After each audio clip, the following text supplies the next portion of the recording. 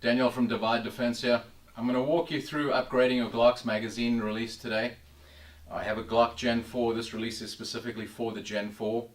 The CruxOrd product is a machined aluminum release that actually enhances the ability to change magazines.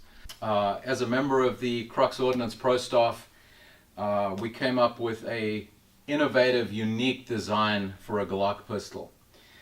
I don't really, as a tactical shooter and as a police officer, I don't really buy into putting too many gadgets on a pistol, but this one is worth looking at.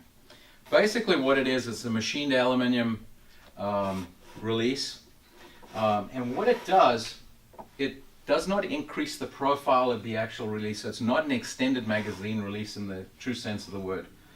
Why this was designed, it allows competition shooters to gain that edge in competition when you're doing a magazine change, like an El Presidente drill or something like that.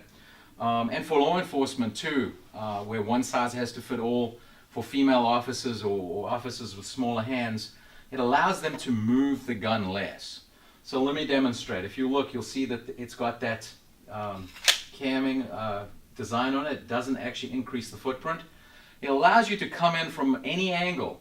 If I just push my thumb across, the magazine will drop. So it's more of a camming action. So even if I came in at 45, so a normal Glock release being 90 degrees, I'd have to shift somewhat and then press. This is now not the case. I can push forward and the magazine will drop. A truly innovative product, and I'm actually proud to endorse it and be part of the team, because this really does increase your abilities in competition. And like I said, from a law enforcement shooter, main thing I'm looking for is that it's not going to drop inadvertently like some extended magazine releases do. I'm going to walk you through the procedure to change it. Generally, we don't like to have people mess with guns too much, but this is a task that's not outside of the capabilities of most people. Anytime you're going to work on firearms, make sure that there's no ammunition and that the weapon is going to be safe. So I'm going to just go through the safety procedure. Remove the magazine, make sure there's no ammunition. Cycle, lock it back, and always just double check. You have to look inside visually, make sure there's no ammunition. Follow your standard takedown procedure. Remove the slide. So in the Glock there's a spring that we have to basically hook and pull to one side. Now you can do that with a basic screwdriver. I personally like to use a hook or a pick or even a dental pick.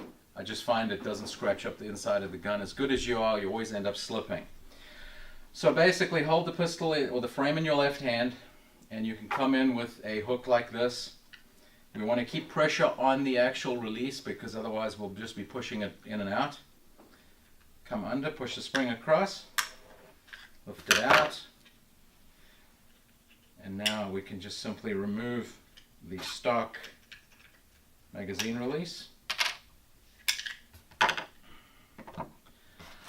When you're removing it, try not to bend the spring inside the frame too much. It's got quite a lot of give and they're pretty tough, but always want to not bend it too much if you can. This obviously is an ambidextrous release. Being a right-handed shooter, I'm going to want to install it so that index is on the right.